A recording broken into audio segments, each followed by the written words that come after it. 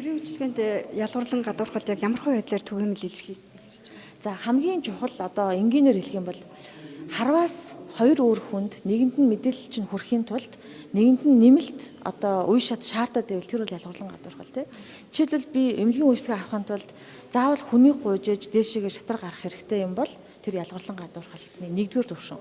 А тэрийг хангахгүй байна гэдэг чинь эсвэлтгүй гэдэг чинь өөр ялгуурлан гадуурхалтны хоёр дахь төвшин. Энгийнээр хэлэх юм бол тэр байгаа. За жишээлх юм бол харваас ингээд үсгээ юмаа ингээд жижигхэн фондоор бичиж штэ тий. Энд чинь харин мотой хүмүүсийг ялгуурлан гадуурч хэлбэр мөн штэ тий.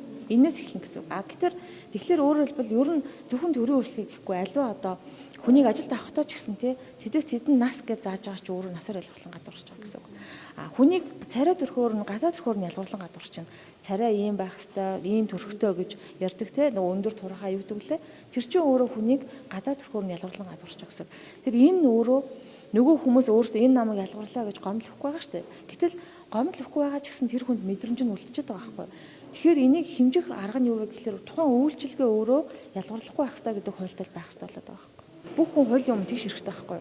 А гэтэл хуулийн өмнө тэгш хэрэгтэй байна гэдгийг хүндтгэж чинь. Түр бол хүндэтгээд заасан. А гэтээ хүндэтгсэн юм хамгаалах хэрэгтэй, хангах хэрэгтэй.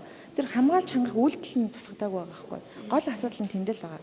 Тэгэхээр энэ асуудлаас үүдээд жишээлх юм бол Япон улс хараа бид асаа хуультай. Хөгжлийн бэрхшээлтэй хүнийг ялгуурлан гадуурхалтаас ангид байх хуультай. Хамгийн их ялгуурлагдж байгаа одоо хүн ам гэдгээр яг хуулиа гаргаж болж байна. Эсвэл эрэг утгаараа бүх нийтийн сайн сайхан байдлын тухай хууль гэж бас ярьж болж байна. Тэгэхээр бид нар энийг аль нь зөв байвал Монголын соёл, хүн амын ойлголт те менталитет тохиргоо гэдгийг олон талаас нь ярьж хийхгүй бол бас болохгүй болчиход байгаа гэсэн. Тийм учраас нэг хилцүүлэг бас өчтөр явсан. Тэгэхээр хилцүүлэг бол үргэлжлэнэ гэсэн. Ялгуурлан гадуурхалт нь яг ямар хүмүүс нь илүү төрөлдөж байгаа? Хөгжлийн бэрхшээлтэй хүмүүс тий. За хамгийн их өртөж байгаа. Яагаад гэвэл бүх одоо үйлчилгээг авахын тулд хөгжлийн бэрхшээлтэй хүн бол үргэлж илүү шатыг дамжлага туулдаг.